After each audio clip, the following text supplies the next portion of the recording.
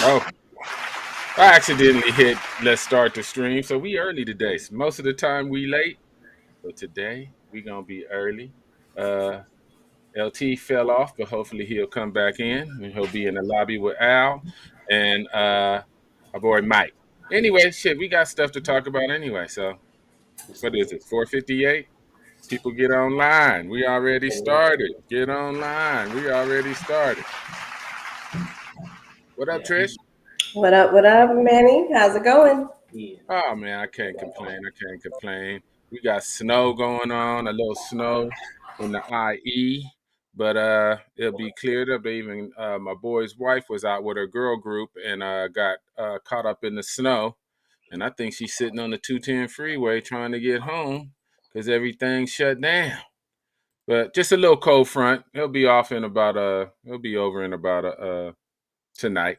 And we'll be back to 75. I don't know. We've been having crazy weather. 80 one day, 50 the other. So you never can tell. What up, Big Sif? What's up, bro? What's up? Oh, man. Shit, for once, we early. We 2 minutes early. But hey, we've been about 15 minutes late before, so it all evens out. They don't ever know. They don't ever know when they come on. They never know. Never know. But they can make it happen. Get on board. We just about to start the shizzo. And shit, we got some news. We got a lot of stuff to talk about before we get into our fabulous, legendary guest. We got news. What we want to start with? What y'all want to start with? I'll tell you what, man. I think it's fitting to start with what's current, and that's the Saudi Arabia Phil Mickelson PGA deal. It's getting hot. Man, it's getting very hot, man. And so right now, man, Phil is man, he's under fire. I mean, from everyone. So I would have liked to have been in the meeting with the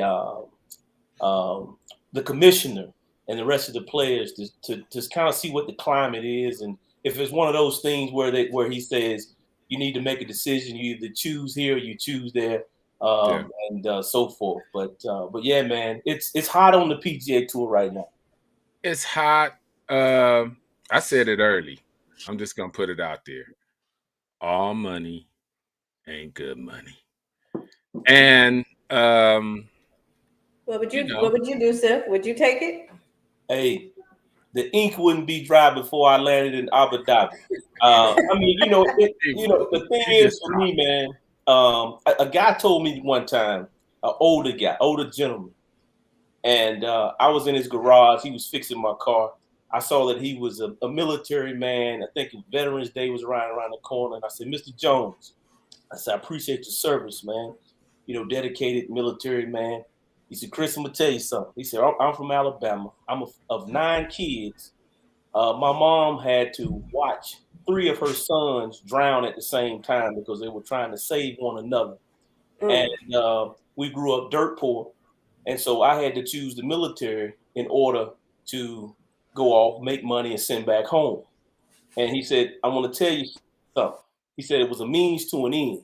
He said, now this was his words. He said, if Russia would have been paying more, I'd have went and signed up with Russia. So he was ultimately, man, he was looking after his pocketbook. And so in this case, I understand if you're top heavy in terms of monetarily, but some of those guys in the middle of the pack, the back of the pack, the $135 million just to show up, no cut. That's something to think about. It's something to think about. I think. What about you, Manny?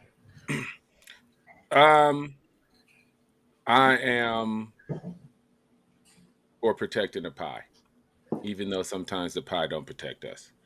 And so the Saudi Arabia deal, I believe, was some people wanting more say and wanting more control. I don't necessarily think, and this is just my opinion, they had the best interest of the players. Me personally, I don't think they had the best interest of the players. I think a few wanted to control and circumvent power and run something. And the Saudis had the billions of dollars to have a better image and to be normalized with more sponsorships and TV deals, and so they can wash all the oil money. To me, now I don't care about they got blood money. America got blood money. Saudi Arabia got blood money. All money got a little blood on it. So that's not what would deter me. I do believe, Phil had points. I think he played his hands a little too greedy, but his points are still valid, even though to me, some of his points were still valid with name and likeness rights. Mm-hmm. So I did. So, so I don't know how many NBA teams is it? And if you equate NBA teams and NBA and NFL and Major League Baseball is still bigger than golf. Let's not get it twisted. It's still a bigger, but it's still millions, hundreds and hundreds of millions in the PGA Tour. So I've looked at the net worth of, let's say, a semi-comparable basketball player. Let's say Damian Lillard from Portland. Pretty popular. Won a couple of playoff games. Never won a championship. But he's pretty popular, and he's their marquee star at Portland. Right? Love Damian Lillard. And then you look at a Ricky Fowler. Okay. Pretty popular on tour. The kids loved him for years. Puma loves him. State Farm loves him. And then I looked at net worth. They're around the same age. I think one's 31, one's 33. Both haven't won big, but they're still stars in their leagues, right? Damian Lillard's a star. Ricky Fowler's a star. Damian Lillard is worth $75 million. Ricky Fowler is worth $18 million. Ricky Fowler only made $3.3 million on the tour and another $14 million for sponsorships. Damian Lillard earned $40 million from the NBA and then another $30 million from endorsements. So that's kind of like I see where the weakness was in the argument on the PGA Tour side. That Ricky Fowler's going to be on TV and going to be shown and going to have promotion ran on him, whether he makes the cut or not. Right. But if he don't make the cut, he ain't getting no money. Right. All right. And then I was listening to the Golf Channel, and they were like, dude, these big guys, they spend $100,000 a week on coaching, chefs, gym, a team, hotels, travel. And if they don't make the cut, that $100,000 is gone. No get back. I'm sure sponsorships help. But so there is some room for Phil's argument. Well, do you think he thought he was going to lose KPMG? And do you think he'll get another sponsor? He had to know that. He had to know that he was going to lose them due to the fact that any sponsor, you're not going to have a sponsor to associate themselves. Let's just say, not hypothetically, but just stigma-wise, to a person who's associated with, if you're homosexual, you die. I'm talking about some of the religious beliefs that, the Saudis have, if you're, you have to be married. I mean, so all of those things that marketing company was tied to if they stay with Phil, and he's advocating, for the Saudi tour. Okay. Greg Norman is a big part of this too now. Mm-hmm. Yeah, Greg He's Norman is a always, big He got a lot of he's money in always it. fought the tour, and he's Yeah. always fought the tour. So we never know. The thing is, I talked to a friend today. We never know. They were talking about 135 million for a player, but we never know what Phil's take cut was, what Greg Norman's cut. It could have been 250 million, could have been 300 million just to get this thing rolling. Could have been a $250 million. They got it like that. You Yeah. never know. Phil overplayed his hand. That's for sure. It's not three reasons, but it's three speculations. Whereas he really wanted just to control everything and be in on a tour that he could control. He really needed the money because of alleged debts and stuff, and people alluded to it on the tour, but they really protect each other on tour. They don't gossip, which is good. Or, he thought he could use the Saudis and play them against the tour and have more pull with the tour. We go back to the old adage: if you gonna take over and kill the king, you better kill the king. Yeah. You can't try and kill the king and miss, else you're gonna be on TV like Phil is right now. But let's not even twist ourselves, because guess what? I believe the tour is going to start playing highlights and feel good stories, and you're going to get 30 minutes of Phil signing autographs for the kids, and they're going to rehab him, and he's going to be back like he never left. They ain't going to leave him out to dry. They're going to leave him out to hang a little bit, to be like, nothing's bigger than the brand, nothing's bigger than the tour. Yeah. Well, just get peace. but it's no different than, and we'll see polarizing differences here. A guy like Phil and a guy like Chris Jackson, Chris Muhammad. I know if you guys remember him during a time where he was praying, to his God the way that he saw fit, and all of a sudden he was ostracized out of the league. You won't see that with Phil. Oh no, Phil will be No. back in 2 months. Yeah. He's still valuable to the league. People still like him. He's still relevant.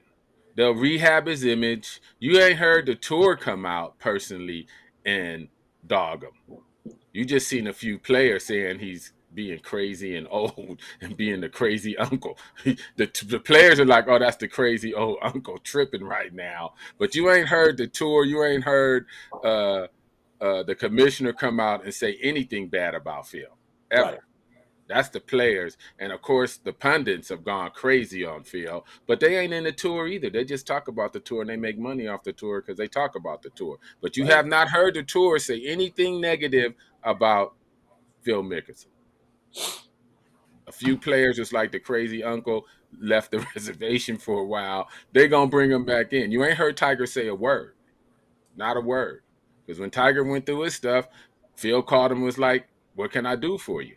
Right. Everybody's human. So, don't buy too much into Phil's done. He's out the Hall of Fame. He's this, he's that. They going to rehab him and bring him back like he never left. And everybody talking about they hate Phil's going to be like, oh, we love Phil now. We love Phil now. He going to get some. Yeah, he going to get some get back.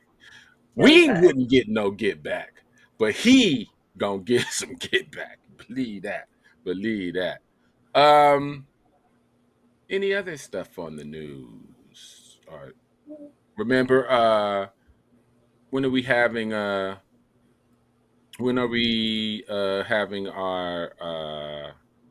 the Alliance on to talk about the trip to Ohio? When are we doing that? The second. The second. Okay. Cool. Yeah, we're gonna get on that trip and see. Probably get some updates on how many people signed up. What's the number they're looking at? Mm-hmm. Is it 100? Is it 200? Is it 150? So we can be in on that. Cool. Yeah. We'll talk about that. Get a deep dive. We'll get a deep dive. Any other housekeeping issues? I thought I had something. Anything, Trish? Anything, Sif? I thought I had something in my head I wanted to talk I'm about. going through withdrawals. I haven't played golf all week. Had to make me a grown drink today. I just going through withdrawals. Yeah, I haven't played either. It's been a little chilly. I'm playing Sunday, so hopefully it'll be about 75, 80. Yeah, I guess that's it. Let me think. I thought it was something else. Oh well, guess it You wasn't know, that you bring it important. up. Yeah, we'll bring it up again. All right, we got legends, and we are lucky enough and blessed enough to have elite, and I'm gonna say elite minds. People like to disparage talent. People like to disparage legendary stars and relegate them to just athletes. But I've always believed mind over matter, right? So if it's mind over matter, if I'm an elite legend in a particular sport or a particular field, then it was my elite mind that got me there. If I don't have an elite mind, I will not sculpt and train my body to be an elite athlete. I'll just be a big fat hunk of flesh with no talent. If I don't discipline my mind, if I don't use my mind, if I don't, so I just love that we have legends coming on that we can share with our audience about how they pursued and been in less than 1% rate of greatness on the planet. That's crazy. Think about that. They all are probably 0.5% elite in accomplishments in their respective fields. 0.05% in the world. People don't understand how rare that is. People don't understand that it's the mind that gets them there. The body just moves when the mind says moves. The body is trained from the mind. It all starts from the mind. You have to have an elite mind to be an elite person. And, we just want to dig in and enjoy them because they're rare. Uh, Trish and Sif, brief intros before we bring on our legends. Joseph. I'm telling you, it gives me honor to introduce three of the greatest athletes who ever came through the state of North Carolina. I know LT is from Williamsburg, but being a North Carolina Tar Heel, we claim him. Al Wood being from Great Georgia, being a North Carolina Tar Heel, we claim him. And I don't know if Mike Quick is on as of yet, but Mike's He actually popped on and then he popped off. yeah, I he's from seen it for a North second. Carolina, and he's an NC Nice. State guy. But these guys were legends. All three of them went in the first round. First round. We're not talking about third round, fourth round. Went in the first round in the draft in their respective sport, and they played the game at a very, very high level. Al's Highest. Yeah. yeah, fifth time leading all scorer in Chapel Hill. Quick is 3-time Pro Bowler, and LT, I Five. mean, 5-time Pro Bowler. I'm sorry, and Five. LT is, LT is LT. I mean, there probably never ever will be another Lawrence Taylor on the Facts. defensive side of the football. I mean, people have The come GOAT. close. People have You made can tell mistakes in the terms of GOAT. trying to compare other people with LT, The but GOAT. I mean, he's the greatest of all time. I mean, He's when the you have GOAT. a guy that's the defense that's a defensive guy, and we're in an offensive laden sport that is the MVP of the league. Period. Yeah, That says it all. yeah, the GOAT for sure. Facts. Facts. No, so I met LT down south. He has this tournament that they do. I think it's like the Mhm. 14th annual. We'll talk about it later. But when I tell you that man is phenomenal, obviously we know his history in football. Those that follow football and enjoy football. But the man's a beast on the golf course, and he talks trash, mad trash. So definitely my type of We love people. it. So We love super looking forward to having him on there and meeting Mr. Al Wood and Mr. Mike Quick if he jumps on. But feel like we have it. a He's real on. great lineup tonight. Bring Nice, them nice, on. Bring them nice. on. Bring them Let's on. bring him on. Let's bring him on. What? There they go. Oh, there we go. Let's Hello, go. guys. What's What's up, Quick? good? What's T? Good to see you, boy. Hey, quick, what's going on, brother? There they go. Stuff, baby. All good. There they go. There they It go. must be snowing where you at because you look mighty light today. Oh, it's gonna start. Oh, it's gonna start. Hey, and the sun killing me, ain't it?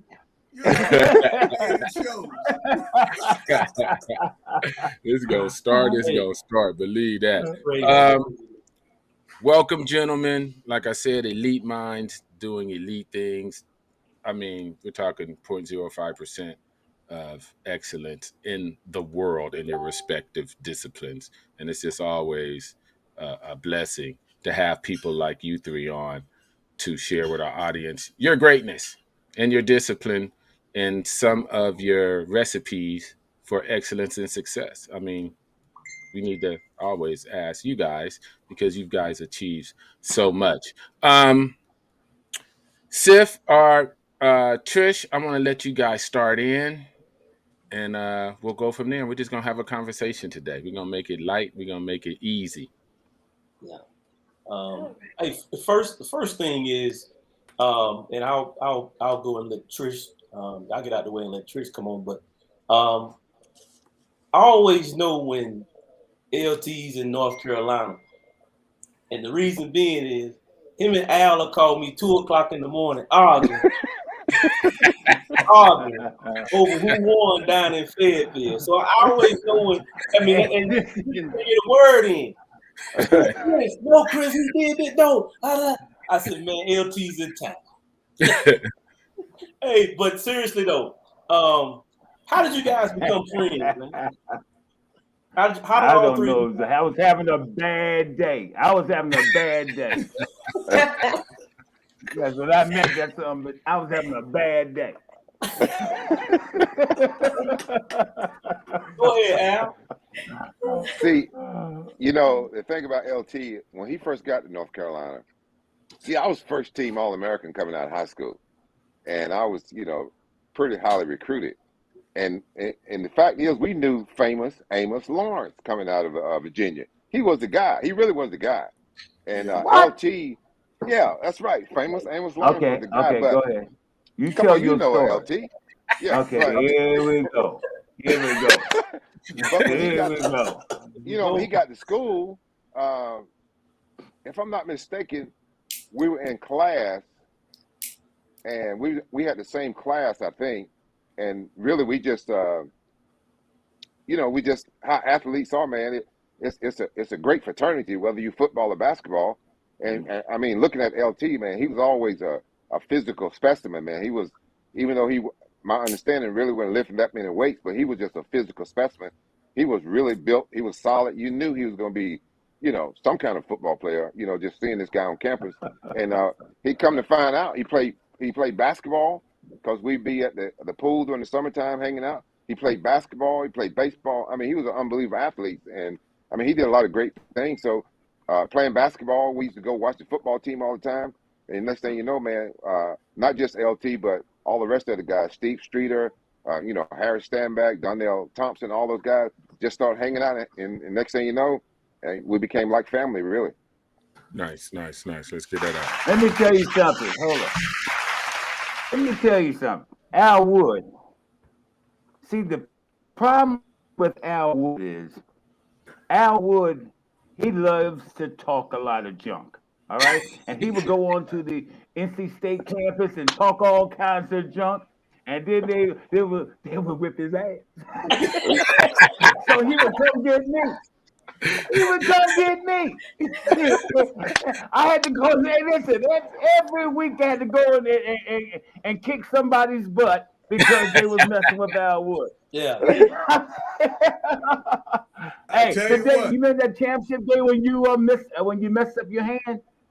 When he couldn't, well, he had stitches in his hand. He messed up his hand, Yeah. but it was because of NC State boys. Yes, really. He was over somewhere where he shouldn't have been. You don't go to the ghetto. You don't go to NC State unless you have to. Come on down there if you want to. You'll get what you got. quick. But LT is telling the truth. I used to. I was always going down to Aaron House. That's where the football team lived. And I'm telling you, I spent more time at Aaron House than I did at Granville Towers because every time he's telling the truth. Every time I got into something over my head, I went straight running to LT.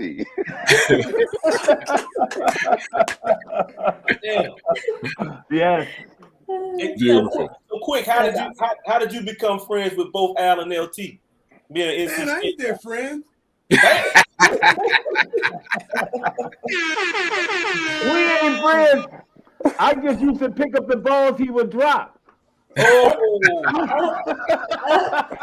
And you know what's crazy? I picked up two of them. Okay. You know what's crazy is that I played at NC State and played against LT my whole career there. He goes to the New York Giants. I get drafted to Philadelphia in the same division, and I got to see his twice a year in the NFL every year. And I can tell you that's no fun. I tell you, you're well worthy because you was an excellent player. I tell you what, player. Beautiful. Listen, and no matter who asks, and I've been asked over and over, who's the best defensive player you've ever played against? I don't even hesitate. The best defensive player I've ever seen is Lawrence Taylor. And they can talk about all of these boys. Look, all these boys that they talk about now that can wreck games, they have no idea. The whole game plan when you're getting ready to play the Giants was, where's LT? How can we get two people, at least two, so you get four hands on LT? That was the impact that he had on the game. That's the impact that he made on the game. I don't care what anybody says about Aaron Donald and all these great players. They're great players. I'll give them their due. But no one changed the game like T did. That's right. You know, if I had gotten some sleep, I could have been really good. That's right. Yeah, that's probably true. Hey, quick, you know T-Mac is listening to this, right? Oh no. I was gonna surprise him and have him on here. He on an airplane. Nah, I told T-Mac yesterday. Oh no. Come on. Oh no, he was gonna come on. It was gonna be great. I said, Quick gonna be on. He said, yeah. Quick know I shut his ass down. Nobody shuts Quick down. No. Well, we know he lies then. Exactly. But no. Hey, I want to say this about LT. Really, not just because he's my friend, but a testimony to how great LT was when he played football is the fact that how many people look forward to the defense being on the field instead of the offense. And every team that he played for, including UNC, we couldn't wait to see the defense on the field. And same thing with the New York Giants. Everybody was waiting. Monday Night Football, what they want to see, number 56. I mean, they had other great players, but there was something different about number 56. I mean, when we call him the GOAT, I mean, again, they shouldn't even have that discussion. Really, that's an insult to have that discussion about. Bill Parcells have said it himself. We don't even have that discussion. So don't just move on to something else. Let's not talk about that. And listen, Al, I'll tell you this too. I played with one of the best defensive players ever played the game, in Reggie White. Reggie White. Oh my goodness. Reggie was a dog on the football field, man. But it was Reggie, then this T. Enough said. That's right. Thank you, guys. Thank you. I'll pay you later. Okay. But Al Woods used to be able to play golf, but he can't play no golf no more. No, he can still hit a little bit. I disagree with you, He Quick. can still hit. That's what we wanted to find out. What got y'all into golf? Each one of you, from NFL, NBA, what got y'all into golf? We can start with LT and go across the board. Oh wow. You know what? I was in the NFL and my agent I forgot his name now. But Ivory Black. Ivory Black. He oh no, Kingfish. Ivory Black. He's an avid golfer, and I couldn't understand what he saw in it. And he took me out there, and then I started. Everybody started asking me to play in this tournament and this outing and this thing, and I didn't. So I worked with him for a couple of years, and I actually got good at it. You know, so I enjoyed it. I enjoyed it going out on the range. I enjoyed going on the golf course. Nobody bothers you because it's hey, you're there to get your game together. So yeah, I can say, hey man, hey, no autographs. I'm trying to kill this ball right here, right? Yeah. But I if I hadn't have played golf, I don't even know where I would be right now. Because I'll tell you what, um, the times I've had things on my mind, the times I've had bad things happen and stuff, and I can always fall back on golf. I can't fall back now because I suck right now. But I could always fall back. I could always fall back on golf, and I tell you what, it has been one of the things, and the probably the most important thing that has happened in my life. You know, for far as I feel they you. tell you idle minds and Yeah. are Yeah. dangerous. Well, hey, listen, me trying to, hitting the ball into your house is dangerous too. But but I'm a good player. I I enjoy the game. I respect the game, and that's what it's all about. That's right.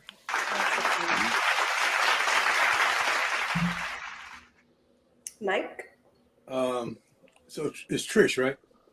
Tricia, yeah. Your golf and why? So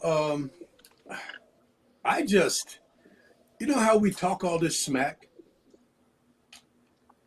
Because that competitive thing that we have in us, it didn't go away because we can't run and jump anymore. I still have that. I still have that burning desire to like beat you and talk smack. Or if you want to talk smack to me, and let the chips fall where they may. And in this game, I still have that. I can still do that. But Yes.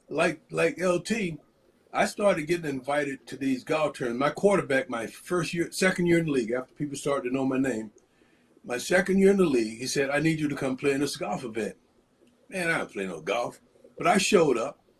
I had a Nike contract then. I had on a nice Nike sweatsuit, my Air Jordan shoes, and I walked out to this country club, and I thought I was looking pretty fly.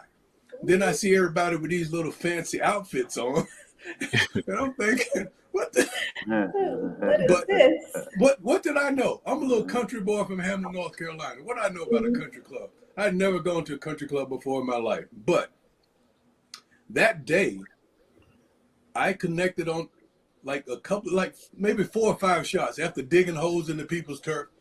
I connected on about 4 or 5 shots, and after that, all I wanted to do was go chase a golf ball, and I've been doing it ever since. And that's almost 40 years ago now, 38 Oh, years man. ago. Wow. Beautiful.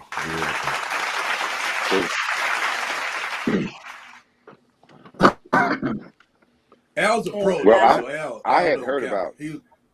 No, I had heard about. I think LT started playing golf probably a year before I did, and I had heard about him playing golf. But one night I was at a club in Chapel Hill, and these 3 white guys come over. They wanted to introduce Of course. themselves, and one guy stuck his hand out. He said, "My name is Jack Nicholas Jr." The other guy said, "My name is Davis Love the Third," and the other guy said, "I'm John Hughes." And he said, "We play golf here in North Carolina." And I'm like, "Man, we don't play golf, man. Brothers don't play no golf." I wasn't interested in really having No. too much conversation with them. And then they said, "Well, won't you come out to the golf course?" And I said, "Maybe I'll do that." So I ended up going out to the golf course a few days later, and I went out, and John Hughes and Davis Love and Jack Nicholas Jr., they came and started talking to me, went inside, got a set of clubs, and I was trying to hit the golf ball. I couldn't hit the golf ball that well. And Davis Love spent a lot of time with me. A guy named Eddie Albogren, who's at Duke right now. He's the pro over there. And he started giving me lessons. And then they asked me, they said, Jack Nicklaus Jr. asked me, would you like to play with my dad? And this is what I said, who is your dad?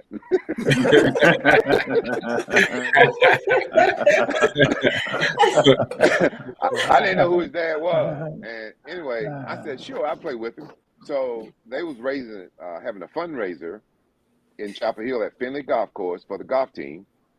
And I had been out all night long. And the next morning, my roommate, he came in to get me out of bed. He said, you're supposed to play golf with Jack Nicklaus today. And I said, I don't feel like it. I got a headache. I'm not going. And he said, no, you're going to get up and you're going to go and you're going to play golf with Jack Nicklaus. I said, I'm not going. So anyway, he forced me to get out the bed. And I was like, quick. I had some long socks that come up to my knees. And I had a pair of tennis shoes on. I had a pair of gym shorts. And I went to the golf course to play with Jack Nicklaus. Can you believe that? Anyway, I showed up and you know, he was real kind. He was real nice. And he told me, just relax, have fun. And I played 18 holes of golf in a captain's choice with Jack Nicklaus.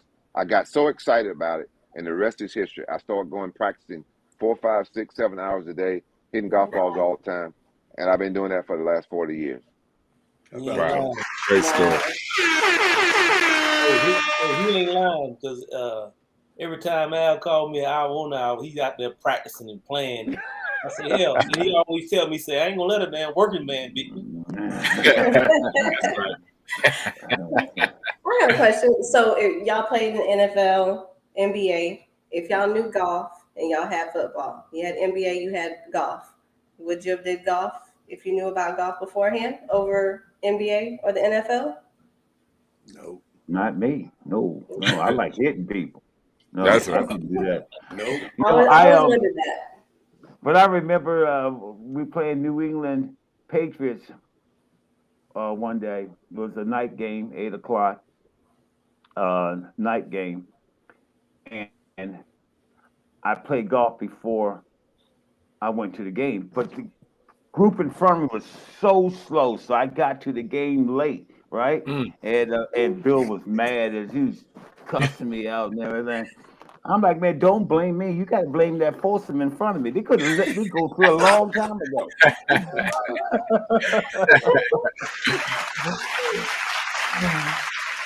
Hey, I want to go back to something that you guys were discussing about Phil Mickelson, and you was talking about the tour. I want to chime in on one thing. Oh yeah. Where I think you guys really missed the point when you start talking. You compared Damon Lillard to Ricky Fowler. Damon Lillard, if he's very fortunate, his money-making days will be over by age 37. He will not make any more money playing professional basketball. Ricky Fowler will make a minimum, an absolute minimum of maybe $2 million a year until he's 65 years old, probably. Right. That's the difference. That's true. That's the difference. That's a huge difference when you talk about how long and longevity in the sport. Because with us, I don't know how old LT was when he retired, but he couldn't have been what? Well, how old were you, LT? Maybe 35? I mean, 35 years old and you retired. Somewhere around there. If you're 35 years old on the PGA Tour, well, you're just not coming into your prime. You're just coming into your prime. Yeah. So that really makes a huge difference. But again, if I had known about golf when I was in high school, I never would have become the basketball player that I am today. I don't know if I ever would have played pro golf, but I never would have been the same basketball player, because golf is about the most addictive thing besides cocaine that you ever can imagine. I'm telling you, golf will absolutely hook you, and you'll do anything. Like LT said, I got to the point where I was sneaking golf clubs in my bag when I played in the NBA. When I go to a city like Phoenix or Houston or something like, I put golf clubs in my bag and I go hit, play before the game, anything. That's how much I love to play golf. So golf is very, very addictive. It's my healthy addiction. It is my healthy addiction. I've missed dinner. I've missed dates. I've missed anything you could imagine. I've missed it because I wanted to play golf. Or I need to stay on the golf course a little bit longer. Oh wow! That's right. Yeah. Hey, one time LT and I was playing golf in Miami, and LT had a house in Houston, and we was playing in Miami. and we got to the last hole, and LT, I had a long putt. I won't forget. I made a long putt, so we had to play extra holes. He had me again. Now we need to get to the airport to catch our flight because the All-Star game basketball was in Houston. Well, LT did something. I did something. The next thing you know, he's on the phone calling the airport trying to get a different flight because we're not going to make this flight. And we keep going, and we keep going, and we keep going. And the next thing you know, we missed the entire flight. We never got a chance to get to Houston. We get to Houston the next day for the All-Star game, and we didn't even go to the All-Star game. You know why? We went to the golf course, and the same thing happened.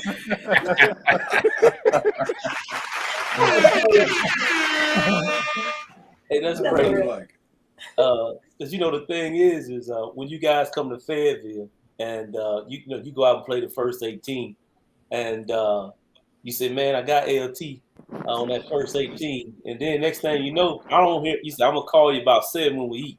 I don't hear you from you about 10. He said, man, LT, you gonna let me know. He said, he gonna get the win. He gonna win one way or the other. He gonna get the That's right. in the morning. All right.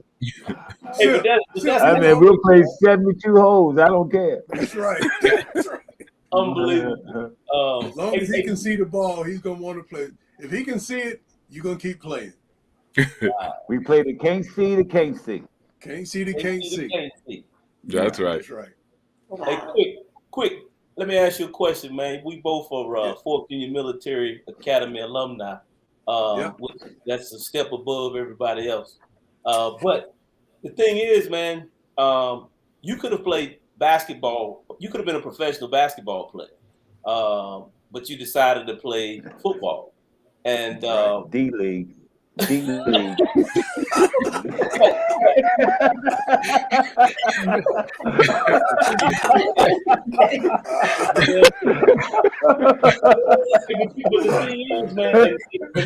But keep on with the story. Go on with the story. Go ahead. Don't mess up a good story with the I'm sorry. Hey, but the thing is, which is all for you, but I like quick to answer first, man. You separated yourself completely away from other wide receivers at the college level, the NFL level, just due to your stats. You're 5-time Pro Bowler. Man, you're in the Ring of Honor in Philadelphia. I mean, so what mindset did you have in terms of saying, you know what, I'm going to obliterate the competition. I'm going to obliterate these records. I'm going to, what's my mindset in order to get from point A to point B? So it was real simple for me. I'm from Hamlet, North Carolina. If you know anything about these little redneck towns in North Carolina, the one that I'm from, we're speaking of, I was not gonna be forced to go back there.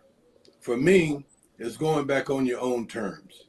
So, when a guy lined up on me, he didn't realize what he was in for, because my whole motivation, my why, I'm gonna try to rip your heart out, because I'm not going back to Hamlet to crop tobacco. And I grew up cropping tobacco. Look, I'm not going back to Hamlet. I know what work is, but this ain't work. Line up in front of me, and you got a long day ahead of you, because that's who I am. That's what I do. Right. Listen, this is real talk. When a guy lined up on me, when I first got to feel that, first round draft pick, big deal. But I know that I got a huge opportunity in front of me, and I'm going to lick it. I'm going to make sure that I get everything I can out of this opportunity, because I don't want to go back to him. I heard too many horror stories about guys with opportunities, and they blow the opportunity. I wasn't going to do that. Every time I lined up, expect the best that I got, because that's the way I played the game. Wow. You did it well. You did very well, my friend. So you went to NC State and you still cropping tobacco? No. You got some blood in Listen, it. no. Pete, Yeah, man. y'all own all that property. Now you own that That's tobacco right. field. Okay, there you go. There you go. I like that. Al, damn like he damn children of the corn over there. What's going on in the background? What you doing, Al? I don't know what he's Hold on. doing. I think he got a blow My up phone. down over there somewhere. My phone's gonna go dead. Huh? Oh, his phone go dead. Nope, he Oh, gone. Oh, he always He didn't charge his phone. He knew he was gonna be on the podcast. Can I charge mine? yeah. Oh, So yeah. I'll throw it to LT because all of you guys are really from kind of rural areas, and I'll throw it to LT. You know, you came to University of North Carolina, and I remember this quite well. You should have been promoted from an SID standpoint as a Heisman Trophy winner, but they were pumping somebody else. I can't remember the name of the person. Hugh Green. There you go. They were pumping him to be the next this, that, and the third, and it almost looked like that they told you we ain't messing with you, and you just went completely off. Because I think in the beginning you played nose tackle, if I'm not mistaken. They had you on the interior because they didn't know what to do with you. You know, you had to play He hit it, it last. but they didn't know what to do with you, and they played you at nose tackle in the beginning, and I think they put you outside. But what type of mentality? Yeah. I played a lot of different. Yeah, but what Guys, made let me tell you LT something. LT? Because my daddy told me a long time ago when I was started playing football. I started playing until I was in 11th grade in high school. And he told me a long time, if you're going to play this game, he said, you got to be better than the next man just to be equal. mm-hmm. Just to be equal. Yeah. And I took that to heart. When I go out there, I don't want your second team. I don't want your third team. I don't. Some guy, if he ain't healthy, don't put him over here because I want to challenge myself. You know, and I'm looking to, you know, just like you said, take your heart out. You know, I love contact. I love the game of football. I love everything it's done for me. You know, it's been good, it's been bad, but you know what? At the end of the day, on Sunday, about 1:05, I'm going to start kicking some ass. So what y'all going to do? Yeah, 1:05. Yeah. We all witnessed that. And I tell you what, it was crazy. I enjoyed it, man. I'll tell you what.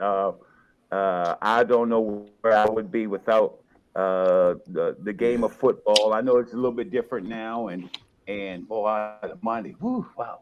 Yeah, shoot, if I was playing now, it'd be Giant and Taylor Stadium. Wow. I give that You remember we were at Coach Gibbs' tournament, and y'all got there late, and Coach Gibbs was up there talking, and y'all came through, and he stopped his whole conversation. Now he's speaking to everyone. And LT and them came through. He stopped. He said, "There's Lawrence Taylor." It looked like Joe Theismann was there. Looked like Joe Green up a little bit. I said, "Damn, Joe, you all right?" He said, but the thing was, Coach Gibbs said, "This guy right here," and he pointed at LT. He said, "This guy changed the whole dynamics of NFL football. How to block." He said, "We had to take a damn and I think what was the offensive tackle for the Redskins? He was there at the event, and it was almost Jacoby. Yeah, it was almost like Jacoby was like, "God damn, man, why you got to bring that stuff up?" They were having to bring a tight end over. Boy, I had a ball though. I had a ball. I tell you, I really enjoyed it. I had some great teammates, and the biggest thing that helped me in my career was a coach like Bill Parcells. You know, Bill Parcells, man, great coach. I remember the first week of practice, I could do nothing right. I could rush the quarterback, turn around, go downfield, intercept the ball 30 yards. He's like, "What the hell are you doing down there?" So he just rolled me. Then I finally said, "Coach, I can't take no more of this. I don't. Hey, You can cut me, you can trade me, you can put John Scorpan back in front of me. I don't care what you do, but you got to stay off my back. He looked at me for a few minutes and he said, listen, I tell you what I'm going to do. I'm going to let you do it your way. But when you screw up, you got to do it my way. I ain't talked to him again for the next 10 years. That's right. Listen, he had no problem with what I did for the next 10 years, man. I'll tell you. That's Wow. crazy, man. It was Hey, man, great, I'll though. let What a I'll what let a you great get a coach. question in. And I'll I let tell you you, get. though, Bill Belichick. Huh? I'm sorry. I told Manny I was gonna let him get a question in because me and Tricia and I have been I was hogging. No, I've going. been hogging. that's okay. You know, I did a little intro, Go ahead. and I was gonna let y'all go. Let y'all Hey, go. LT, I got one thing to say. I was talking to Perry Tuttle. What up? Oh Perry God. said, yeah, Perry Tuttle. PT. Okay. Perry Tuttle said that they were playing the Clemson had come up to North Carolina, and they were pretty damn good. Perry's on the front court of Cover Sports Illustrated National Championship, and he Yep. said I had we were running sweep, and I had to motion down and crack LT, and I sent his ass to the hospital. He's sending his he sent me No, to the hospital. no, hey, I'm not. Look, hey, listen, hey, you asked him them 7 plays they ran on the 1 yard line they couldn't get in. That's like them 7 plays they had. 7 plays, and we kicked off in that. No, I'm not. He told me he came down to crack you. He said when he woke Yeah, up. but that's Perry Tuttle. That's Perry Tuttle. I ain't That's looking Perry at him. Tuttle. I'm looking at him. I look over there. Oh, that's Perry over there. I ain't worried about him. Hey, Al. What happened to Yeah. Perry? What happened to Perry Tuttle when he went down to crack LT? Well, he thought he was gonna steal him. He thought he was gonna try to do a crackback on him. He thought he was gonna steal him, but LT saw him the And then whole time. I And when turned he around started and going said, down yo, that what you line, gonna do? Now, what you gonna do, little boy? hey, Perry woke up. Hey, Perry Tuttle woke up in Clemson.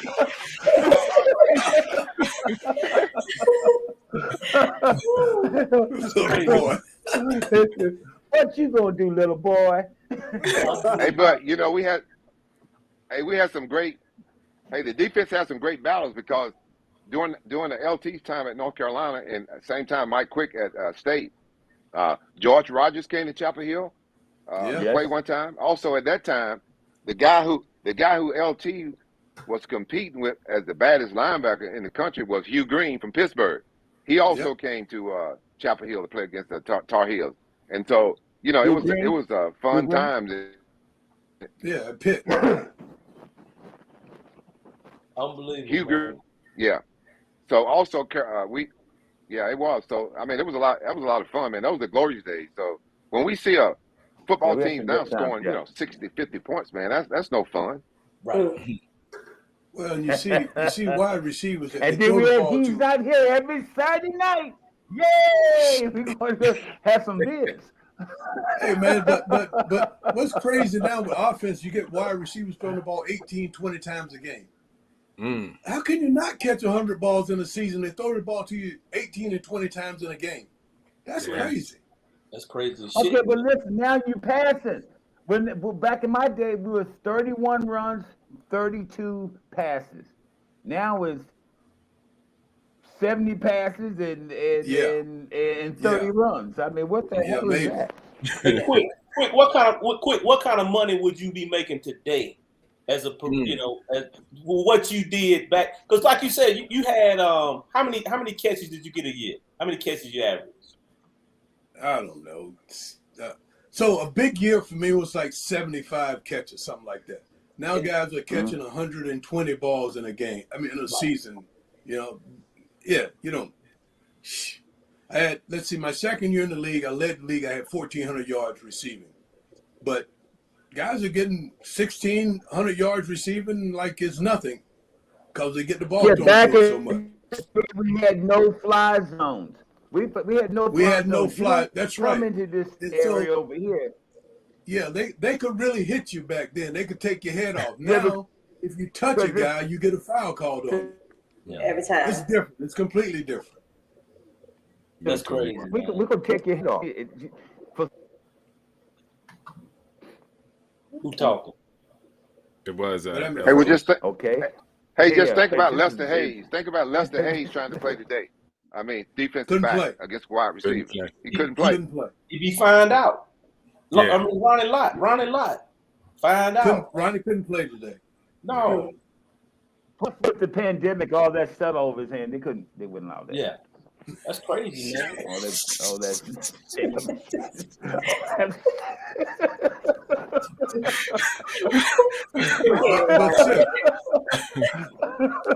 If I was playing today, I'd make so much money I wouldn't even talk to you right now. Hey,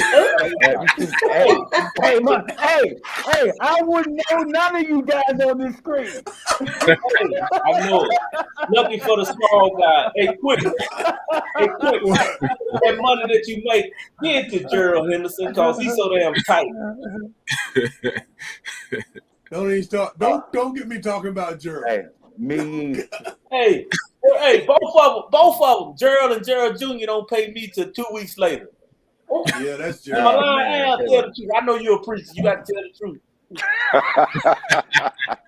Al know how Gerald is. I said, damn, man. What you gonna pay you cash after 2 weeks later? Al know how he is. I've been knowing Gerald since Seattle Supersonics, so we go way back. And one of LT's boys too, Kenny Easley. That used to be our guy too. Easily, yeah. Oh yeah, no doubt about it, man. I tell you, and that's another good thing about golf. Right now, you mentioned Gerald Henderson Jr., Gerald Henderson Sr. We have another one of Quick's boys down there in Rockingham, Harris Standback. He's back in Rockingham. He plays golf. I mean, we got so many guys. There are so few guys who don't play golf as compared to how many of our former teammates who do play golf. That's true. And, and it brings us together all the time. We still get together with T-Mac. I mean, we have, in basketball, we got Dale Ellis, we got Terry Taylor, we got Donnell Woodford. I mean, we got so many guys that still, that play golf, that play sports. And again, it's one of those things that we can really have an impact also, because when they see us playing golf to a lot of the young people, we can have a major impact on getting more and more minorities involved in the game of golf. And obviously, ever since Tiger Woods came onto the scene, that's what we've been trying to do, is get a whole lot more younger black kids playing golf. And the numbers have increased. But see, Tiger Woods obviously is on the downside right now. So somebody else has to sort of take that mantle. And we still got to get minorities to get involved in golf and baseball. I mean, I know it's a golf show, but I say baseball as well, because too many of our young black kids are not participating in those sports, and we need to do something to make a change there. Definitely. I can tell you this. For me, it's more than just the game. I love the game of golf, but like you're saying, Al, the relationships that I have now in golf and the connection that I have with brothers that I played against because of the game of golf, it really just changes your life. So most of my business relationships and partners and friends that I have, it's a golf relationship. I really don't have many friends outside of guys that I play golf with. And the business really, for me, has come along with golf. I joined I'm on the board of the First Tee of Greater Philadelphia, and I joined that board about 10 years ago. And this year will be the 8th year of my golf event in Philadelphia. And when I joined, the thing that Al's talking about, that was my whole point. I want to get more people that look like me in the game, not only for them to play the game, and we may not ever get a Tiger Woods out of it, or somebody that makes it even to play the collegiate game.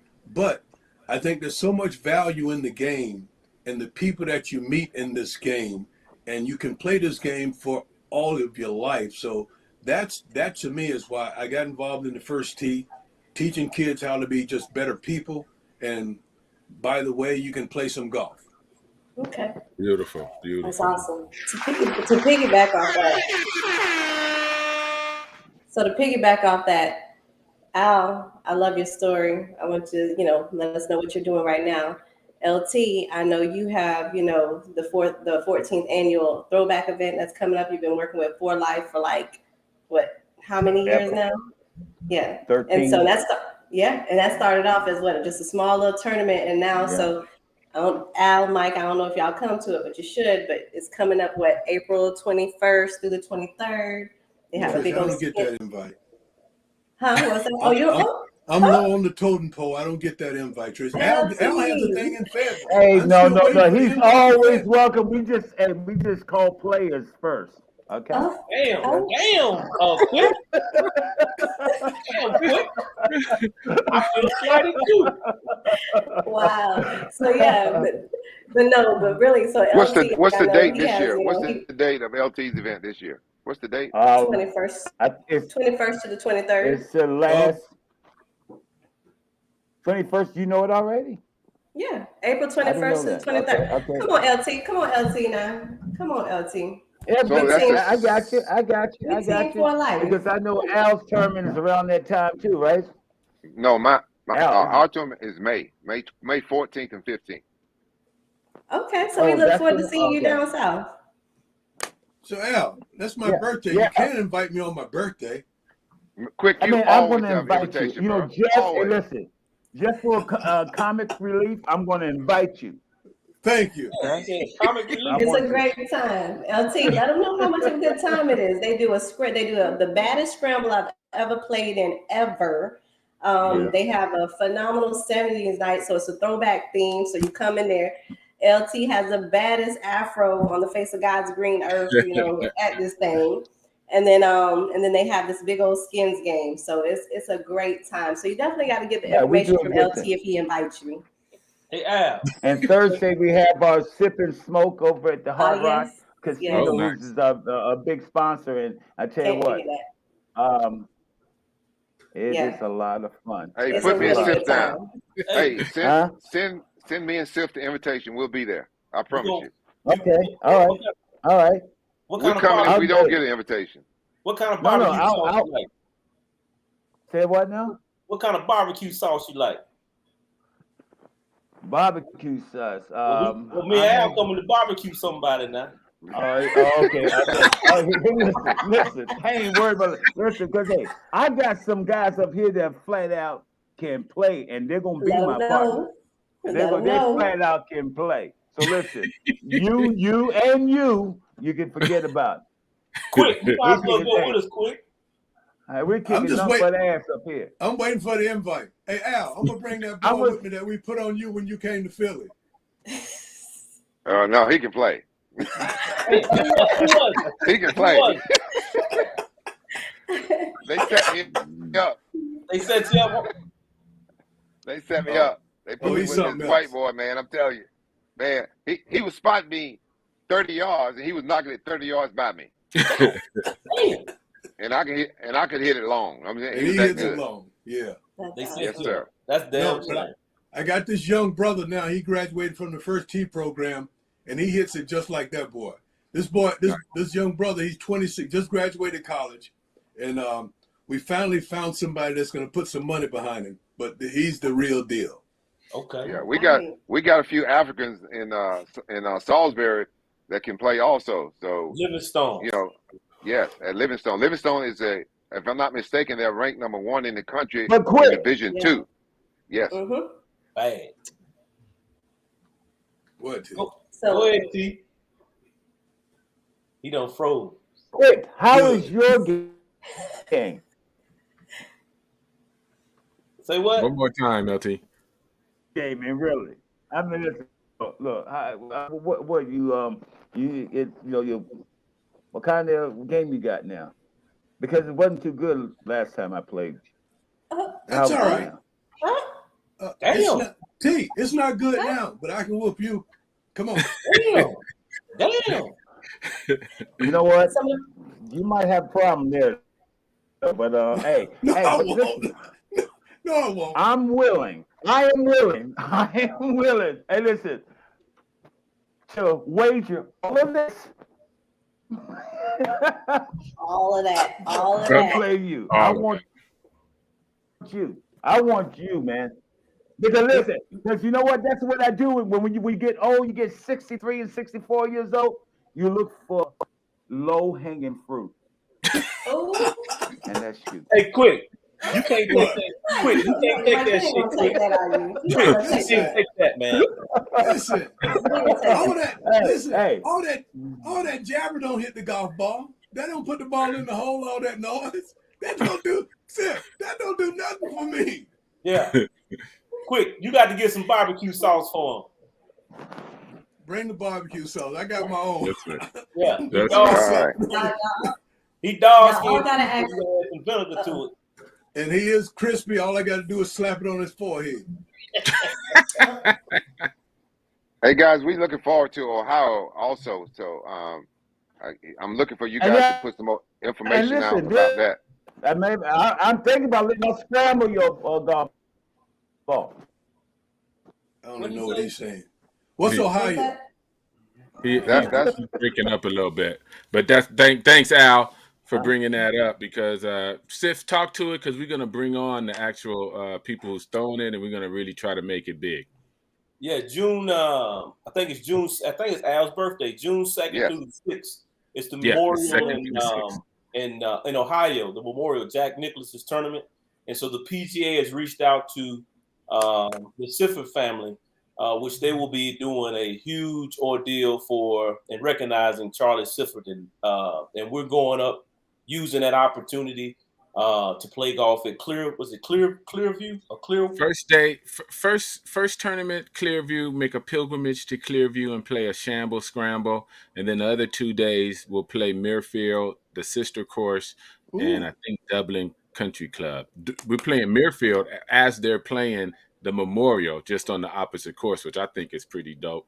And that is 4 days entry into the Memorial if you like. It's a great event. I think in a couple of 2 weeks or next week. When is it? We're gonna have them on, and we're gonna spread the link and really try to get everybody involved. I'm trying to bring back LT now. Yeah, so that'll be a great. Go ahead, Tricia. I'm sorry. Go ahead. No, I was gonna say I need y'all to all ask T Mac how whooped him and won that Scotty Cameron of his. Oh Lord! T Mac hit me on the phone for about an hour yesterday about how he should be in the Pro Bowl and the Hall of Fame. I said, T Mac, you should be in that. Not losing his Scotty Cameron to me, he ain't. Ooh, shots fired! Shots fired! But definitely we're gonna have them on in a couple weeks to really dive deep into that trip because I think it's dope that the PGA partnered with them and a tribute to Sifford and playing Murfield. It's a great opportunity for us to be involved, and we'll go deep into that.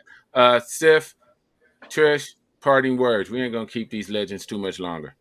Hey, in the past year, and I heard there was a MJLT sighting a couple of weeks ago. I don't know who got that ass whooped.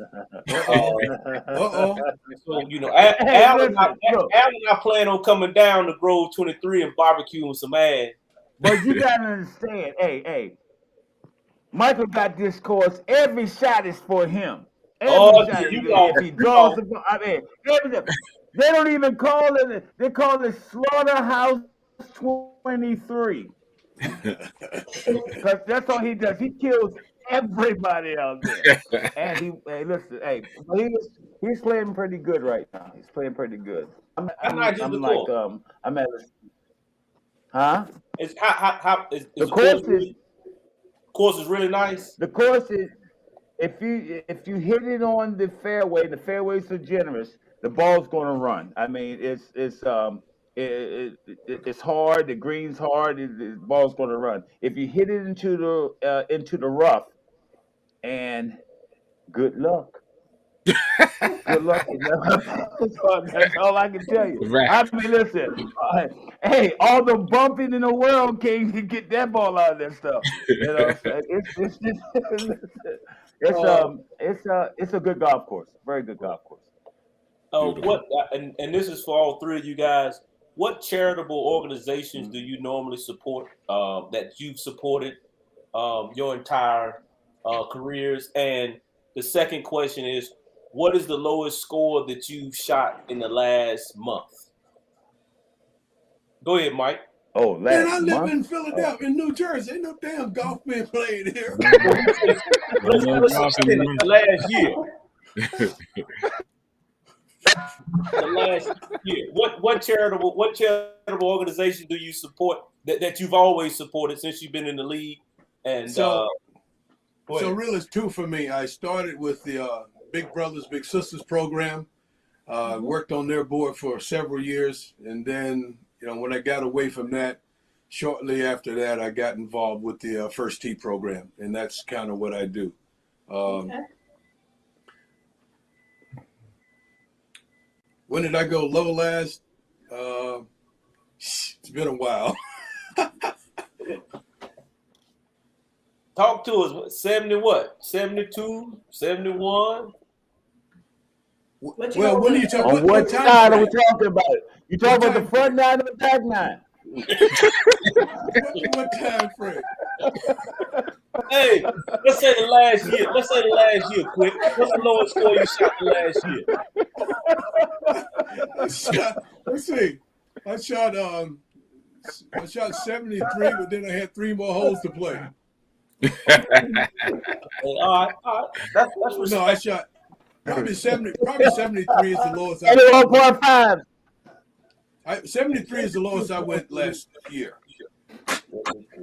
But I was there a few times. But I joined Pine Valley. It's hard. It's not a golf course that you're going to go low on. Okay. It is. It's very hard golf course. Very good golf course too. And now? Al.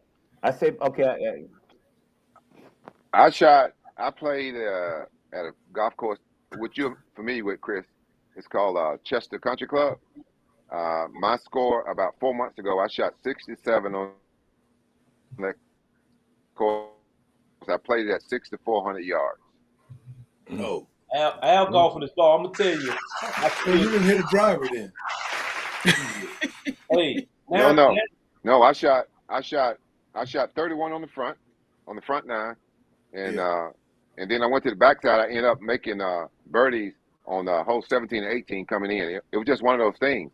When you go out and try to shoot that number, you don't shoot it. But when you just play and just come off the golf course, it just happened that way. So my career best is 65, and I shot that making 1 bogey on the 16th hole, and that was my career best. So,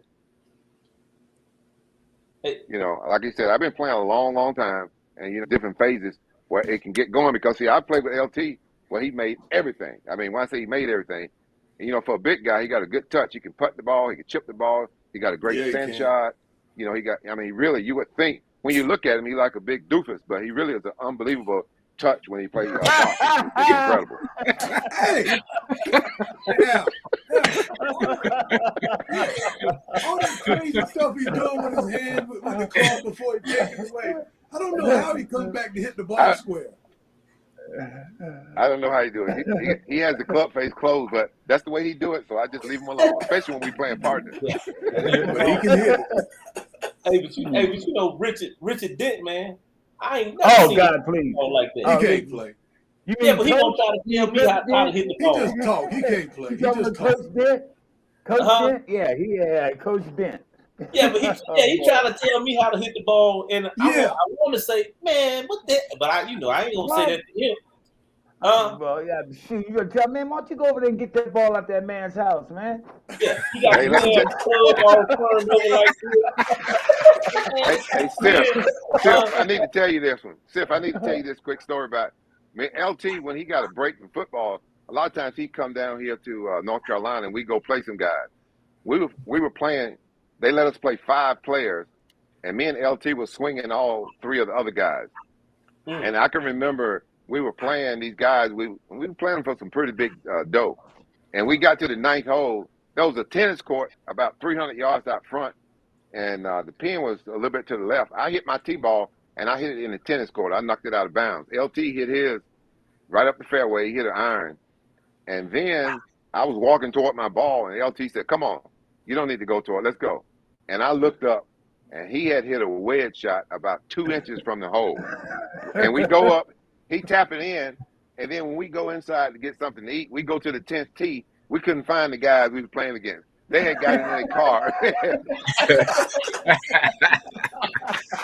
got into the car and they left. They left the golf course. Hey, Wow. that sound like them hit. So, Al, what the last question for you? What charitable organizations do you mostly are close to? Well, right now, just in case some of you all don't know, I have been in recovery for drug and alcohol addiction for 32 years. November the 19th of this year will be 33 years of sobriety. I've been fortunate enough to stay clean and sober for that long a period of time. It's something that history in my family, I mean, it goes throughout. So I have a foundation. My 501c3 is called Yes You Can, and the reason I named it that was because I talked to too many kids who was telling me things that they couldn't do, and I tried to tell them yes you can. So I just try to encourage them. So anyone who's struggling or going through any type of addiction, I have a tremendous amount of compassion for them because I understand it. It's been in my family for a long, long time, and it needs to be broken. So I was the one that broke the chain in my family. So now I've got family members that are doing very, very well, and I try to support any and everybody I can that have a problem with addiction. It's a beautiful thing, brother. Yeah. That's great. LT, organizations and lower score. I deal with addiction also. You know, I am a addict myself, and I've gone through that. Been clean for 31 years, something like that. So I'm happy to do that. Then I have my For Life Foundation, where we mentor the kids. We have a program we just started now, Golf Instead of Guns, which we do with the Nice. Broward County Police Department. And then I have my LT Family Foundation, which we feed a lot of homeless. We'll do like 500 meals a week for the homeless. So I mean, it's nice. I mean, this is down in Atlanta, but where my so we do enough. We do a lot. Beautiful. Let's get that up again. Lower All right. score, Real quick. LT. Real. Huh? Lower score, Oh, LT. My lowest, you mean my lowest score? In the Well, I last mean, 6 months.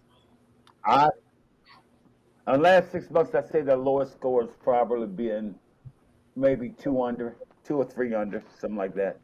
Damn. But I'm a 70s man. You know, I'm going to stay. Listen, I'm not going to try to hit it long and stuff like I used to. No, man, because my body don't work like that no more. I'm a pretty good putter, um, decent chipper, and I'm just going to try to beat the falling card.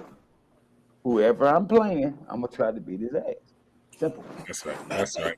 Real quick. And this is for both of you. We lost Al. What are y'all gaming right now?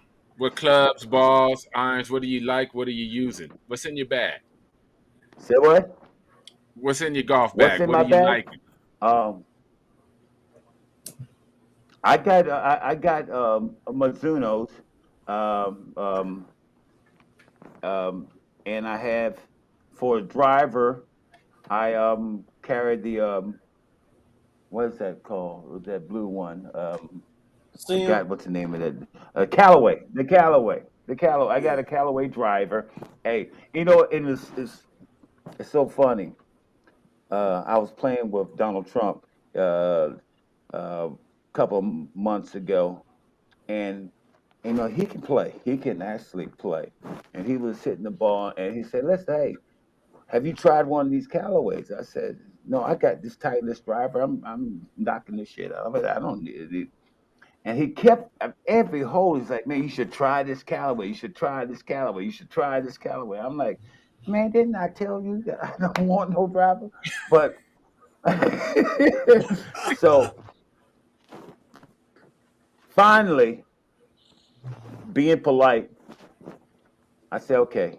He went to the pro shop, brought me a driver out, and they fixed it up and stuff. Damn, I could hit that something. I mean, it's pretty good. It's pretty good. I mean, listen, I was like, okay, all right, okay, but hey, I mostly the best part of my game is probably putting and chipping. Probably the best part of my game. Yeah. Beautiful, beautiful. Mike, quick, what's in your bag, brother? I got my bag is all Callaway. I got the Callaway Epic drivers. I got the Apex irons, and I got an old Scotty Cameron. That's an old mallet, and it's lights out. That's right. That's right. He didn't tell you he got 19 clubs in his bag, did he? Oh shit! Yeah, he got a lot of clubs. I could probably beat you with 5 clubs. And it's bet on. I got that bet is on. I said that bet is on. I'll say that now. That's on. Beautiful, beautiful. Well, any last words? I've enjoyed it. I've enjoyed it. Man, I mean, you guys are a pleasure. Fun. Ain't nothing like a 35-minute interview that takes an hour and 21 minutes. Okay? Exactly.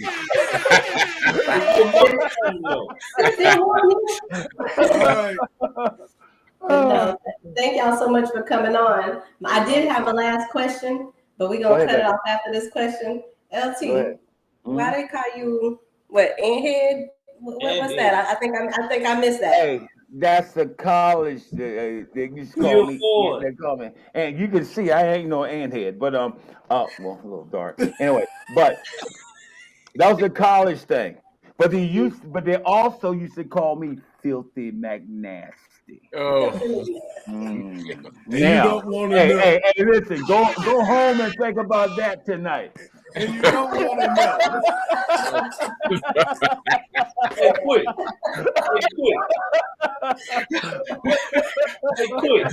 Yo. The LT ever catch you coming across the middle? Not in the middle. He tried to hit me on a quick screen one time, and I don't know how it happened, but here we ended go. up hurt. What? He got up off the ground grunting. That's because I was out all night, dog.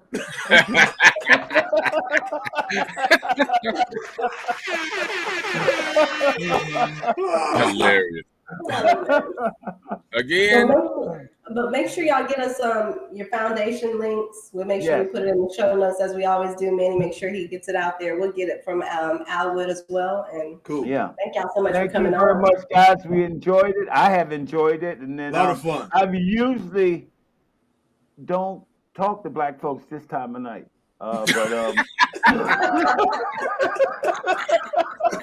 boy is stupid. He ain't got no damn sense. Stupid. Hey, April, we come down there to barbecue. Okay, then come on down here. Okay, buddy. All right, Thanks 1,000, you guys. Thanks 1,000.